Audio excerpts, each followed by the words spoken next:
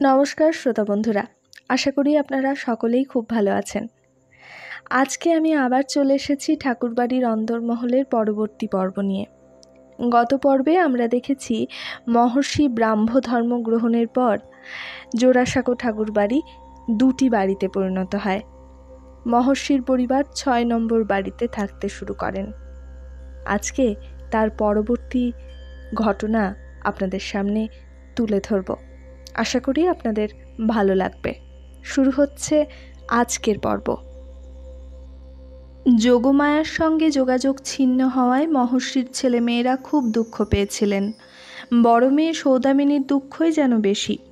তিনি স্বামী পুত্র কন্যা নিয়ে জোড়াসাঁকো বাড়িতেই জীবন কাটিয়েছেন। কাকিমা ছিলেন তার সুখ দুঃখের সঙ্গিনী। এবার মহর্ষি পরিবারের সব ভার পড়ল একা সৌদামিনীর ওপর।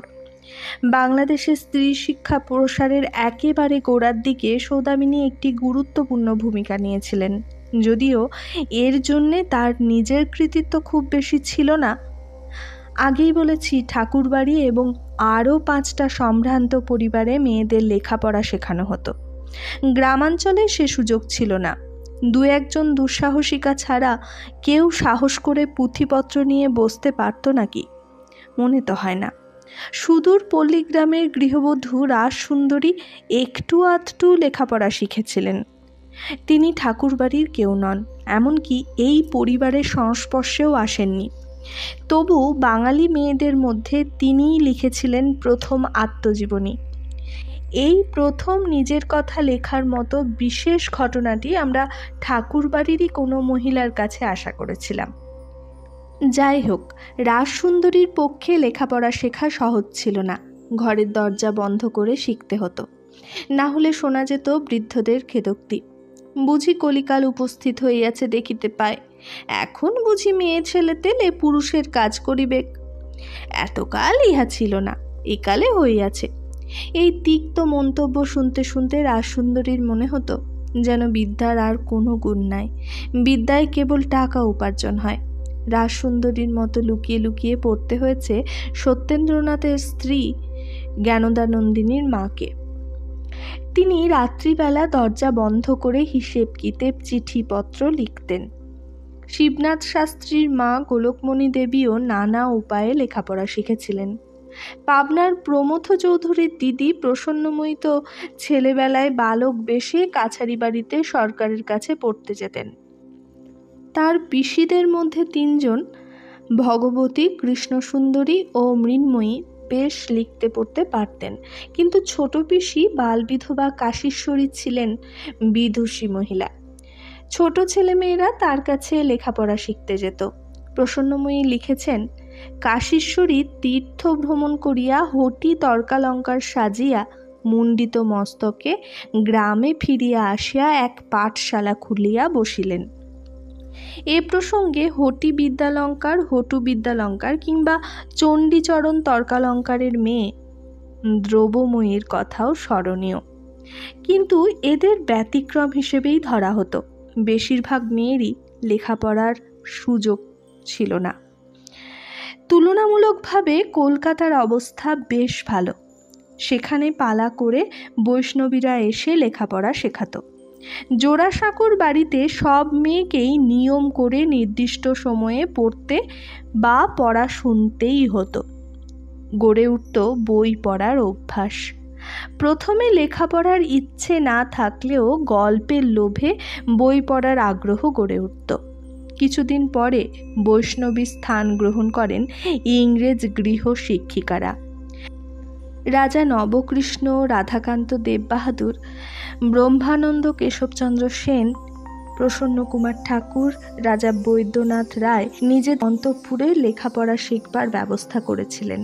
তবে সে শিক্ষা নিভৃতে অন্তরালে। প্রসন্ন কুমারের মেয়ে হরসুন্দরী ও পুত্রবধূ বালাসুন্দরী নানা বিদ্যায় পারদর্শী হয়ে ওঠেন। অকাল মৃত্যু না হলে হয়তো জ্ঞানেন্দ্রমোহন ঠাকুরের স্ত্রী বালাসুন্দরী বাংলাদেশের স্ত্রী স্বাধীনতার সূচনা করে যেতেন। তিনি সকাল 9টা থেকে বিকেল 3টে পর্যন্ত গভর্নেসের কাছে লেখাপড়া করতেন। ইংরেজি বলতে পারতেন, লিখতেও শিখেছিলেন। যদিও অন্তঃপুরের বাইরে তিনি যাননি, মনে মনে তার প্রস্তুতি শুরু করেছিলেন মাত্র।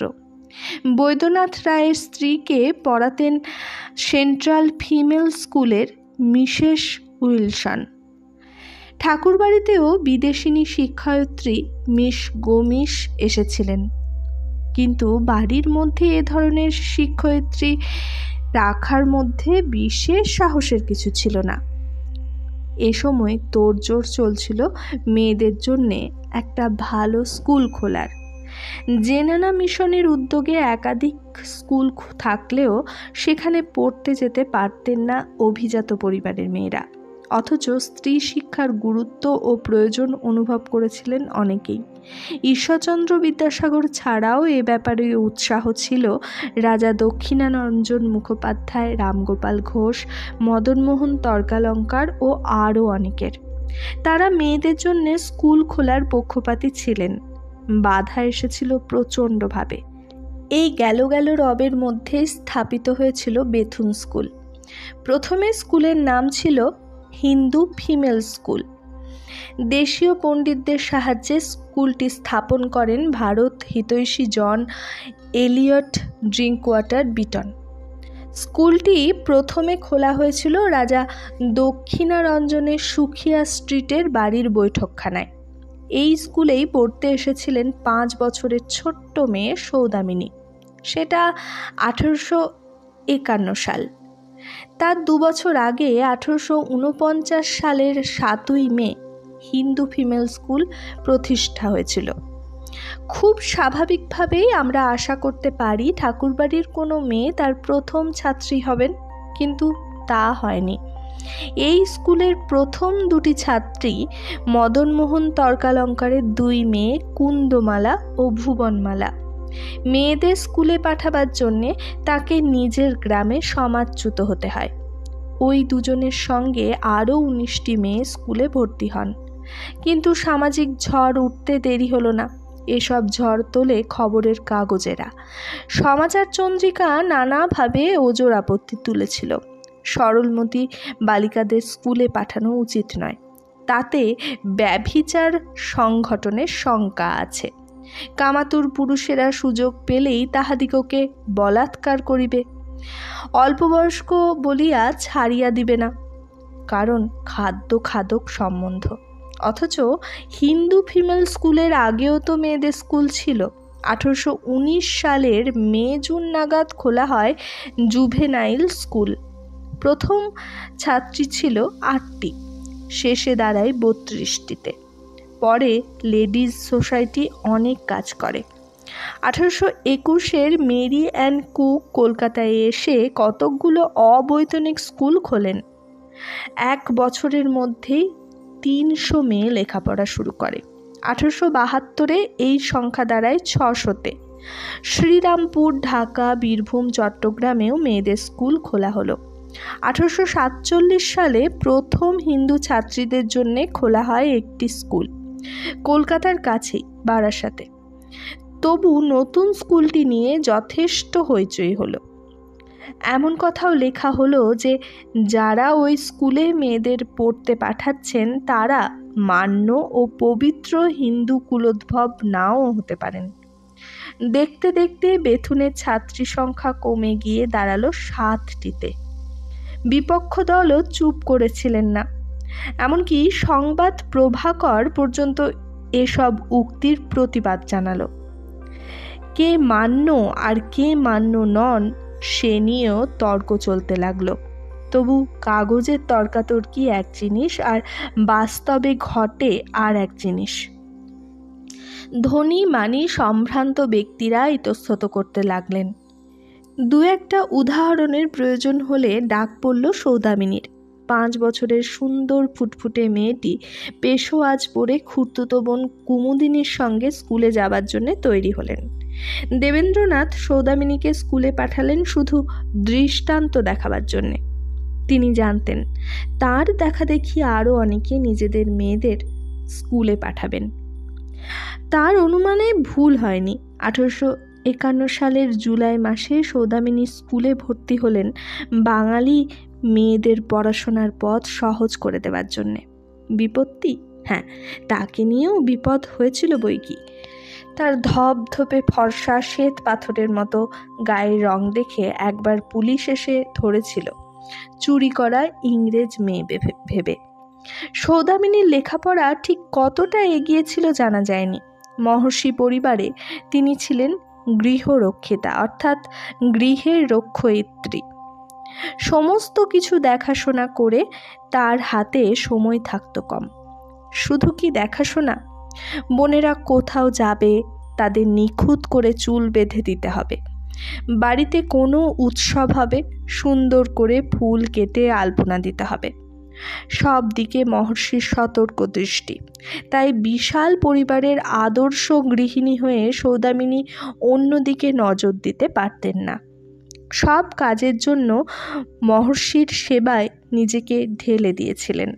নিজের হাতে রান্না করতেন মহর্ষির জন্য। যত্ন করে পরিবেশন ও খাওয়ানোর ব্যাপারে তিনি সিদ্ধহস্ত ছিলেন। মেয়েদের রান্না শেখানোর ব্যাপারে দেবেন্দ্রনাথ একবার আদেশ দিয়েছিলেন মেয়ে বউদের রান্না শেখাবার। সৌদামিনী নিষ্ঠার সঙ্গে সে আদেশ পালন করতেন। তার নিজের লেখা বলতে একটি ব্রহ্মসঙ্গীত আর একটি স্মৃতিকথা, পিতৃস্মৃতি ছাড়া আর কিছুই পাওয়া যায়নি। তোমারে পুজিব অকিঞ্চন গানটি হয়তো অনেকেই শুনেছেন। পিতৃস্মৃতিও দুষ্প্রাপ্য নয়। পড়ে মনে হয় ইচ্ছে করলে সৌদামিনী আরও অনেক কিছুই দিতে পারতেন, কিন্তু দিয়েছেন শুধুমাত্র কয়েকটি সেকেলে ছবির টুকরো। বেথুনে পড়ার কথাই ধরা যাক না। সৌদামিনী লিখেছেন, কলকাতার মেয়েদের যখন বেথুন স্কুল প্রথম স্থাপিত হয় তখন ছাত্রী পাওয়া কঠিন হইল।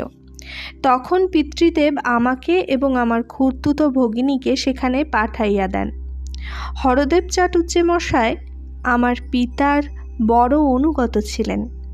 তিনিও তাহার 2 মেয়েকে সেখানে নিযুক্ত করিলেন। ইহা ছাড়া মদনমোহন তর্কালঙ্কর মহাশয়ও তাহার কয়েকটি মেয়েকে বেথুন স্কুলে পড়িতে পাঠাইয়া দেন। এইরূপে অল্প কয়েকটি মাত্র ছাত্রী লইয়া বেথুন স্কুলের কাজ আরম্ভ হয়। এ যেন শুধুই খবর। তফাৎ এই যে একথা তৃতীয় ব্যক্তির রিপোর্ট না হয়ে বেথুনের একেবারে প্রথম দিকের একটি ছাত্রীর লেখা নিজের কথা। অথচ সৌদামিনী কত খবরই না দিতে পারতেন। বেথুনে পড়া মেয়েদের নিয়ে তো কম ছড়া আর প্রহসন লেখা হয়নি। বলা বাহুল্য, সৌদামিনীকেও কতকটা বিরুদ্ধ আবহাওয়ার মধ্য দিয়েই এগোতে হয়েছে। যেমন হাই হাই করে উঠলেন গুপ্ত কবি, যত ছুরিগুলো তুড়ি মেরে কেতাব হাতে নিচ্ছে যবে, তখন এবি শিখে বিবি সেজে বিলিতি বল কবেই কবে। যদিও ঈশ্বরগুপ্ত স্ত্রী শিক্ষা বিরোধী ছিলেন না, বরং উৎসাহী ছিলেন। লেখা শুরু হলো বেথুনে পড়া, অতএব বিপদগামিনীদের নিয়ে নানা রকম প্রহসন।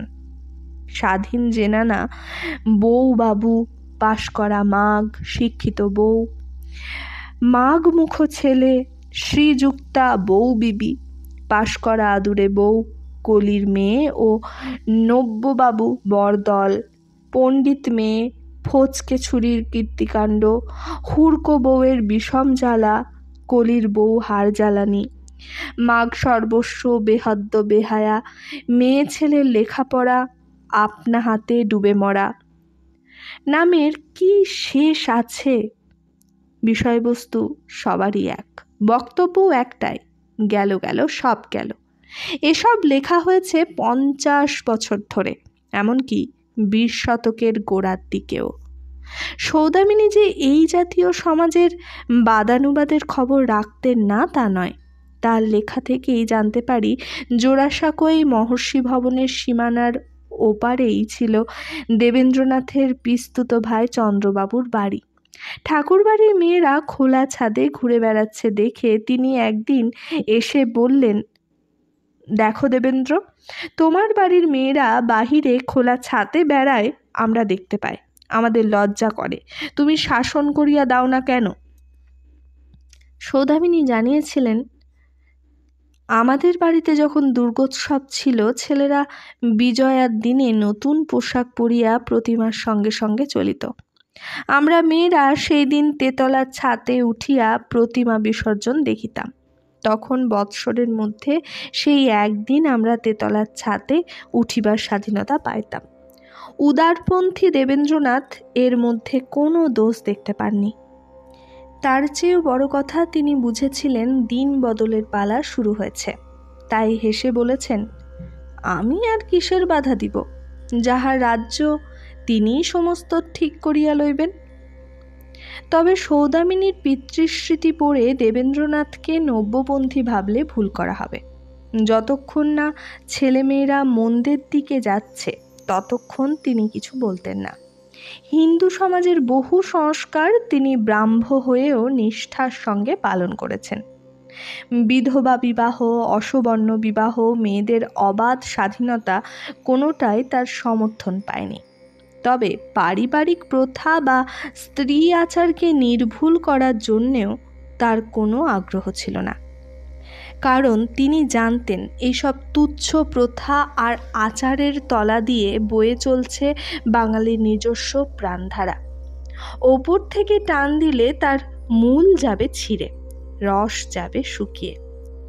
শুধু যা সত্যিই সমর্থনযোগ্য নয় তাতে বাধা দিতেন। সৌদামিনী লিখেছেন, মা একবার আমার ছোট দুই ভগিনীর নাক বিধাইয়া দিয়া বলিলেন, যাও কর্তাকে দেখাইয়া নোলক চাহিয়া আনো। তিনি নাক বেঁধানো দেখিয়াই বলিয়া উঠিলেন, এ কি সংসাজিয়াছ, যাও যাও খুলিয়া ফেলো। বন্য বর্বররাই তো নাক কান ফুরিয়া গহনা পরে, এ কি ভদ্র সমাজের যোগ্য?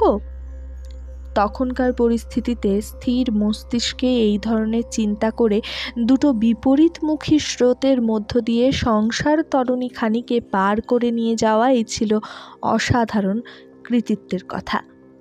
সুখের বিষয়, দেবেন্দ্র জীবনের অনেক অন্তরঙ্গ ছবি আমরা সৌদামিনীর প্রবন্ধ থেকে পেতে পারি। যেমন পিতৃ ঋণ শোধ করার পর দেবেন্দ্রনাথ সামান্যতম ঋণকেও ভয় করতেন।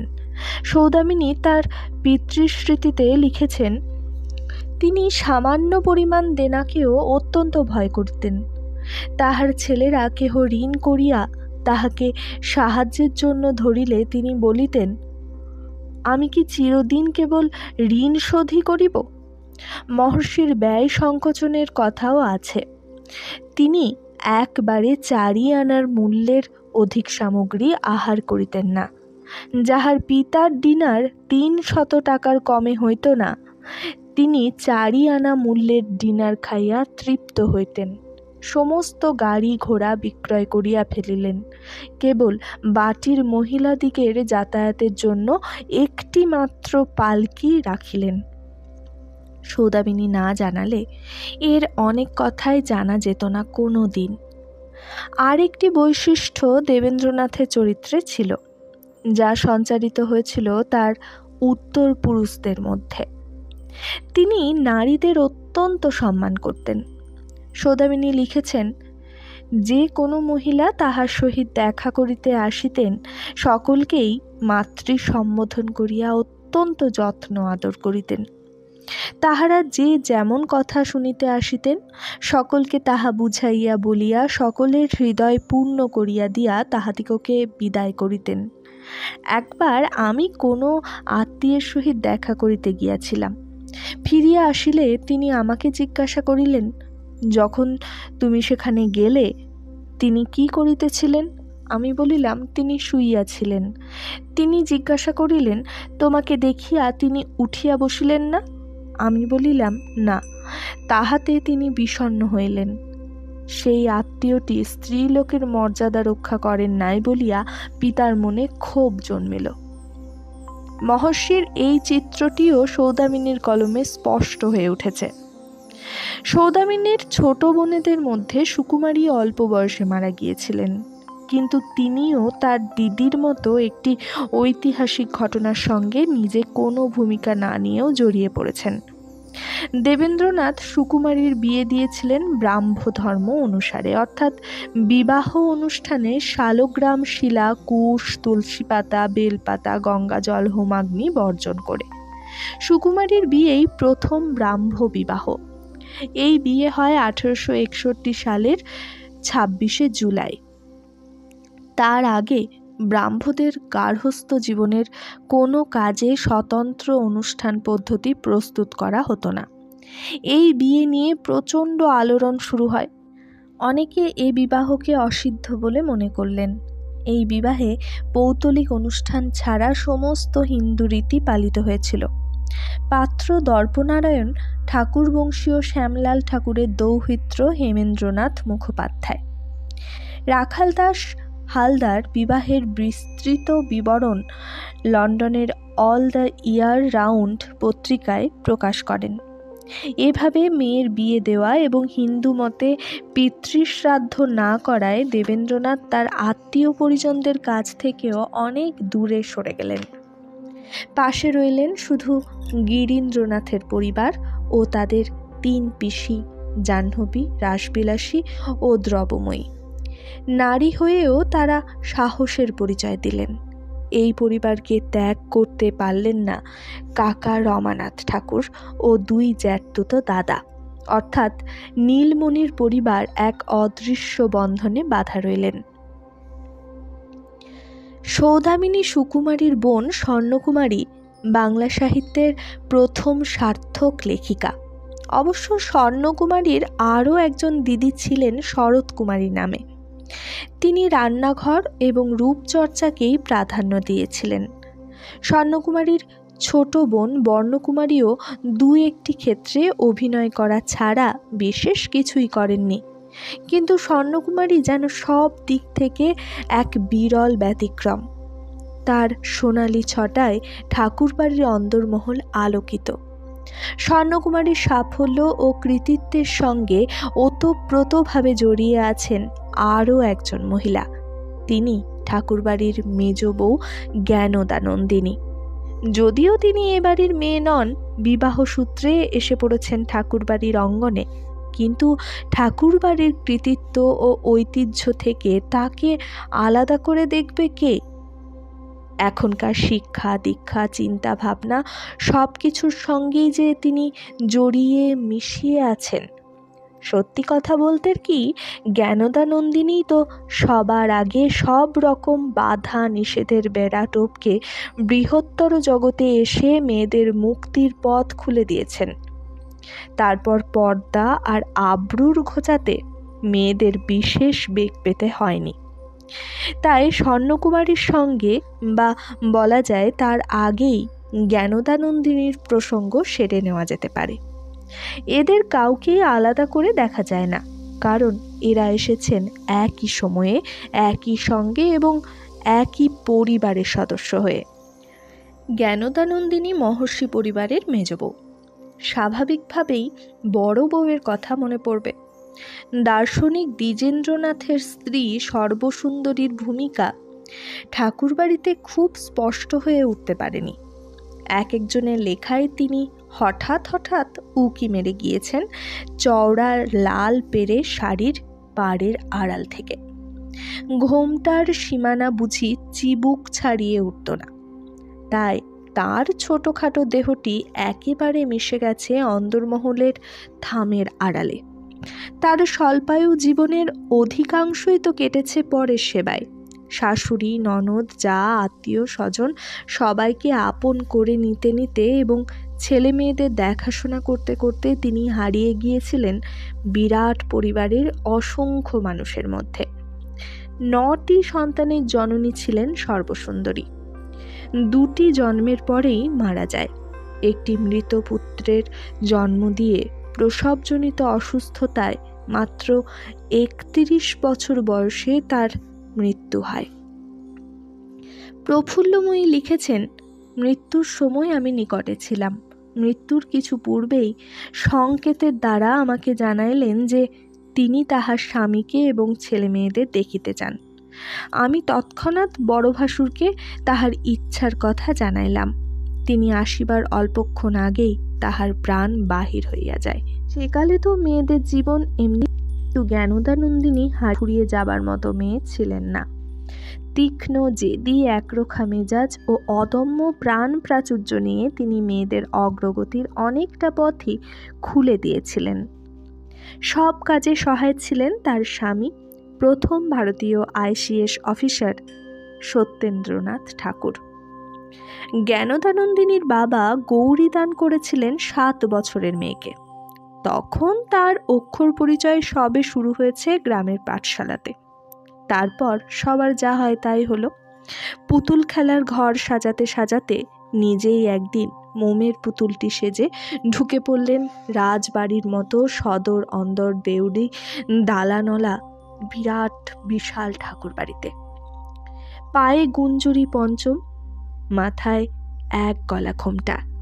সেই ঘোমটাখানি হয়তো 2 হাতে সন্তর্পণে তুলে ধরে ভীতা চকিতা হরিণীর 2টি কাজল টানা ব্যাকুল চোখ বারবার পথ খুঁজেছিল পিছন ফিরে যাওয়ার। বলা বাহুল্য, পায়নি। ঠাকুরবাড়ির কোনো বউ তার পূর্ব জীবনের সংস্কার মনে রাখতে পেরেছে, কিন্তু এগিয়ে যাবার জন্যে নতুন পথ খুঁজে পেয়েছিলেন জ্ঞানদানন্দিনী। সে একটা ইতিহাস। শুধু প্রথম ভারতীয় সিভিলিয়ান অফিসার নন, বাংলার স্ত্রী স্বাধীনতার প্রতীকীত সত্যেন্দ্রনাথ তার লজ্জাবতী বালিকা বধূটিকে সব বিষয়ে ভারতীয় নারীর আদর্শ করে তুলতে চেয়েছিলেন। বিলেতে গিয়ে তিনি দেখলেন স্বাধীনচেতা বিদেশিনীদের ঘরে বাইরে তাদের অবাধ বিহার, স্বচ্ছন্দ, সুন্দর, সাবলীল। কোথাও তো ছন্দপতন ঘটছে না। সব গেল গেল রব তুলে রসাতলে যাচ্ছে না বিলিতি সমাজ? তাহলে যে মেয়েরা জীবন উদ্যানে পুষ্প, তাদের আলো বাতাস থেকে বঞ্চিত করে ঘরের মধ্যে শুকিয়ে মারলে কি মঙ্গলের সম্ভাবনা? সত্যেন্দ্র স্বপ্ন দেখতে শুরু করলেন। তিনি অন্তঃপুরের ঝোড়কা ভেঙে ফেলেছেন। তার স্ত্রী এসেছেন কালা পানি পাড়ি দিয়ে বিলেতে। মন জাগাবার আগেই মনের মানুষ বলে তার পরম আদরে জ্ঞানমণি, যাকে বরণ করে নিয়েছেন, জগতের স্বয়ংবরা হয়ে সকলের মধ্যে বেছে নিয়ে তাকেই আবার পরিয়ে দিচ্ছেন প্রেম পারিজাতের বরণমালা। শুরু হলো স্ত্রীকে গড়ে তোলার সাধনা। লেখা হলো চিঠির পর চিঠি। তোমার মনে কি লাগে না, আমাদের স্ত্রী লোকেরা এত অল্প বয়সে বিবাহ করে, যখন বিবাহ কি তাহারা জানে না? ও আপনার মনে স্বাধীনভাবে বিবাহ করিতে পারে না। তোমার বিবাহ তো তোমার হয় নাই, তাহাকে কন্যাদান বলে। তোমার পিতা কেবল তোমাকে দান করিয়াছেন। সাগর পাড় থেকে আসা চিঠি জ্ঞানদানন্দিনীর কানে কানে শোনায় নতুন খবর। আমরা স্বাধীনতাপূর্বক বিবাহ করিতে পারি নাই, আমাদের পিতামাতারা বিবাহ দিয়াছেন। জ্ঞানদানন্দিনীর বুক কাঁপে। কি বলতে চায় চিঠি? তুমি যে পর্যন্ত বয়স্ক, শিক্ষিত ও সকল বিষয়ে উন্নত না হইবে, সে পর্যন্ত আমরা স্বামী স্ত্রী সম্বন্ধে প্রবেশ করিব না। এসব চিঠির উত্তরে জ্ঞানদানন্দিনী কি লিখতেন কে জানে। তার লেখা একটি চিঠিও পাওয়া যায়নি। সত্যেন্দ্রর চিঠিতে অন্তরঙ্গ সম্বোধন থাকলেও তার ভাষা কেতাবি ধরনের সাধু ভাষা। হয়তো সে সময় দাম্পত্য পত্রালাপের ভাষাও সাধু ভাষাই ছিল। হেমেন্দ্রনাথকেও সাধু ভাষা ব্যবহার করতে দেখা গিয়েছিল। তবে রবীন্দ্রনাথ চিঠি লিখতেন মুখের ভাষায়। এক একটি চিঠিতে ঝরে পড়ত সত্যেন্দ্রর মনের কথা। এখানে জনসমাজে যাহা কিছু সৌভাগ্য, যাহা কিছু উন্নত, যাহা কিছু সাধু, সুন্দর, প্রশংসনীয়, স্ত্রীলোকদের সৌভাগ্যই তাহার মূল। আমার ইচ্ছা তুমি আমাদের স্ত্রীলোকের দৃষ্টান্ত স্বরূপ হইবে, কিন্তু তোমার আপনার ওপরই তাহার অনেক নির্ভর। এসব কথার অর্থ কি পূর্ণিমার রাতে চাঁদের আলোয় নিরালা ছাদে ঘুরে বেড়াতে বেড়াতে ভাবতেন জ্ঞানদানন্দিনী। তখন তার বয়স 13 বছর। সত্যেন্দ্রর চিঠি থেকে জানতে পারি, আমাদের স্ত্রীলোকেরা যা কিছু আচার, যত লজ্জা, যত ভীরুতা, তুমি যেন তার মূর্তিমতি ছিলে। এখনো কি তোমার সেই সব ভাব আছে? ধীরে ধীরে নিজেকে বদলাতে শুরু করলেন জ্ঞানদানন্দিনী। অবশ্য সত্যেন্দ্রর স্বপ্ন সফল হলো না সেবার। দেবেন্দ্রনাথ তার প্রস্তাব সরাসরি নাকচ করে দিলেন। সব ইচ্ছে কি পূর্ণ হয়? বাড়ির বউ রইলেন বাড়ির মধ্যেই। তার পড়াশোনা নতুন করে শুরু হলো সেজদেবর হেমেন্দ্রনাথের কাছে। বাড়ির অন্য মেয়ে বউদের সঙ্গে লজ্জায় জড়সড় হয়ে ঘোমটা টেনে বসতেন জ্ঞানদানন্দিনী। হেমেন্দ্রের এক একটি ধমকে চমকে চমকে উঠতেন। এমন করেই তার পড়া এগুলো মাইকেলের মেঘনাদ বধ কাব্য পর্যন্ত। ইতিমধ্যে দেবেন্দ্রনাথ আর একটি উল্লেখযোগ্য কাজ করে ফেলেছেন। মেয়েদের শিক্ষা ঠিক মতো এগোচ্ছে না দেখে তিনি তাদের পড়বার জন্যে ব্রাহ্ম সমাজের নবীন আচার্য অযোধ্যানাথ পাকরাশিকে গৃহশিক্ষক হিসেবে নিয়োগ করেন। সেই প্রথম একজন অনাত্মীয় পুরুষ ঠাকুরবাড়ির অন্তঃপুরে প্রবেশ করলেন। তিনি বাড়ির ছোট ছোট মেয়ে এবং বউদের স্কুল পাঠ্য বইগুলি বেশ যত্ন করে পড়াতেন। এ সময় কেশবচন্দ্র সেন কিছুদিন সপরিবারে ঠাকুরবাড়িতে আশ্রয় নিয়েছিলেন। এভাবে মেয়েদের লেখাপড়া শেখানোর পদ্ধতিটি তার খুব ভালো লেগেছিল। জ্ঞানদানন্দিনীর সাধনার নেপথ্য ইতিহাসটি খুব পরিষ্কার নয়। সবাই জানি তিনি স্বামীর স্বপ্নকে সফল করেছিলেন, কিন্তু কি সেই স্বপ্ন? মেয়েরা পুরুষের পাশে এসে দাঁড়াবেন শিক্ষায় যোগ্যতায় সমমর্যাদা নিয়ে। এই তো।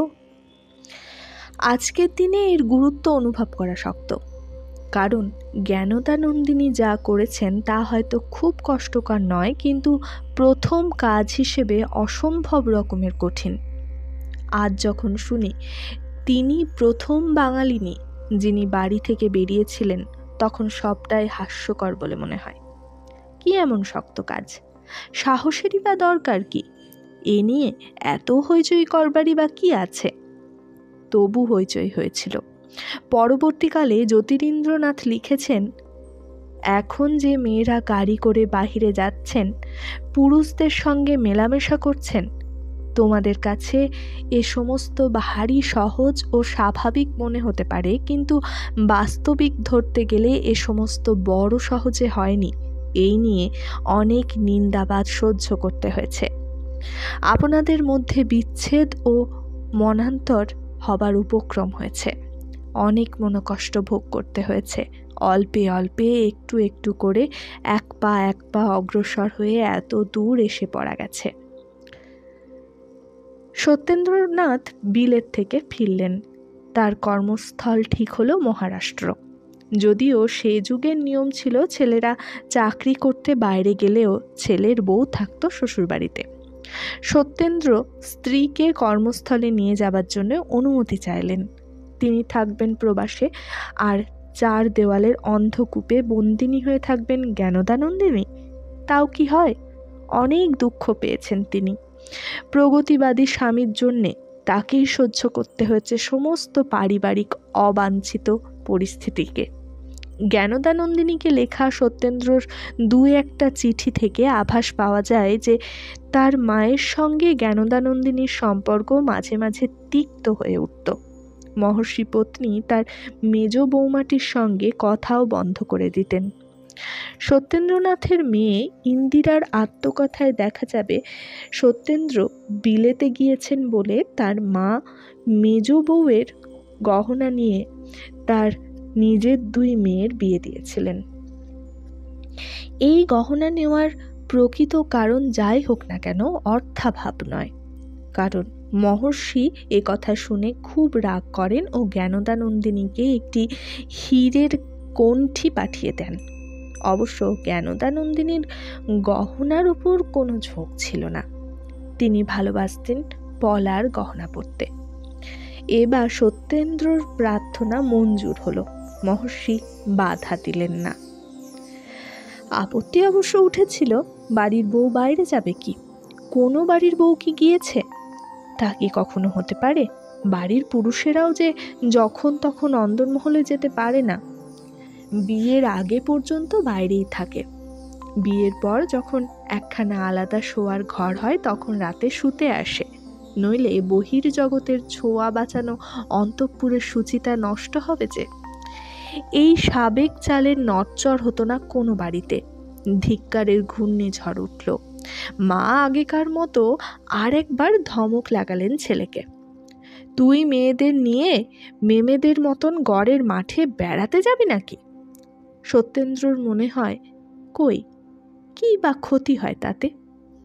এই পর্দা প্রথা আমাদের নিজস্ব নয়, মুসলমানি রীতির অনুকরণ। তাছাড়া ঠাকুর বাড়িতে কয়েদখানার মতো নবাবী বন্দোবস্তের দরকারই বা কি? তার এসব ভালো লাগে না বলেই তো কয়েক বছর আগে সেই হাস্যকর হালকা অথচ দুঃসাহসিক কাজটি করতে পেরেছিলেন। এখন ভাবলেও হাসি পায়। বিয়ের কিছুদিন পরের কথা। সত্যেন্দ্রর তখন অল্প বয়স, ঘোর র্যাডিক্যাল। সব কাজের সঙ্গী প্রাণের বন্ধু মনমোহন ঘোষ। হঠাৎ একদিন তার ইচ্ছে হলো বন্ধুর স্ত্রীকে দেখবার। এমন কি অপরাধ? সত্যেন্দ্র রাজি, কিন্তু দেখাবেন কি করে? জ্ঞানদানন্দিনীর বাইরে যাবার জো নেই, অন্য পুরুষও অন্দরে আসতে পারবে না, এমনকি পুরুষ ভৃত্যও না। তাহলে দিন রাত অনেক সলা পরামর্শ, ফন্দি ফিকির খাটিয়ে শেষে একটা ব্যবস্থা হলো। সে যেমনই দুঃসাহসিক তেমনই রোমাঞ্চকর। জ্ঞানদানন্দিনীর মুখেই শোনা যাক। ওরা দুজনে পরামর্শ করে একদিন বেশি রাতে সমান তালে পা ফেলে বাড়ির ভেতরে এলেন। তারপরে উনি মনমোহনকে মশারির মধ্যে ঢুকিয়ে দিয়ে নিজে শুয়ে পড়লেন। আমরা দুজনেই মশারির মধ্যে জড়সড় হয়ে বসে রইলুম। আমি ঘোমটা দিয়ে এক পাশে আর তিনি ভোম্বল দাসের মতো আর এক পাশে। লজ্জায় কারও মুখে কথা নেই। আবার কিছুক্ষণ পরে তেমনই সমান তালে পা ফেলে উনি তাকে বাইরে পার করে দিয়ে এলেন। খুব সহজ ছিল না ব্যাপারটা। দেউড়ি দালান পার হয়ে সবার চোখ এড়িয়ে বন্ধুকে আনতে হয়েছিল অন্দরমহলে। পদে পদে ধরা পড়ার সম্ভাবনা সত্ত্বেও সত্যেন্দ্র যে এত দূর এগিয়েছিলেন সে শুধু তিনি প্রগতিবাদী ছিলেন বলেই।